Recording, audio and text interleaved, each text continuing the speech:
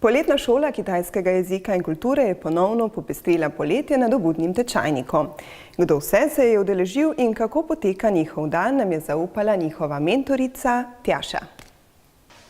Ja, poletna šola tukaj na Debelem rtiču poteka že 4. leto. Letos je prijavljenih 12 osnovnošolcev, ki so stari od 9 do 14 let. No, zjutraj najprej začnemo z vadbo tai čija, potem se učimo kitajskega jezika, vsak dan se naučimo tudi kitajske pesmice, potem po malici sledi en kratek kulturološki del, kjer se naučijo vsak dan eno izmed novih tematik.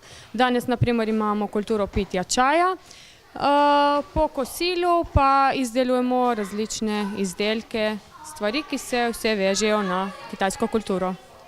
Kaj vse so se naučili otroci? Bi se znašli na kitajskem? No, recimo. Recimo, kaj pa ti? Koliko si se naučil tega? Ja, tako, ja, osnovne stvari sem se naučil. Tako, pozdraviti, predstaviti se, bajeve. Hej so, baj so. Poznam tudi... Ja.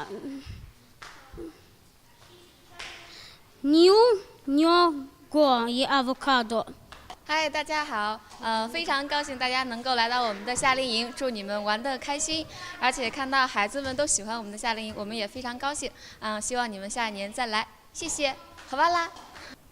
Lepim željam se pridružuje tudi ekipa UP Budi. Želimo vam lepo poletje in lepo se imejte.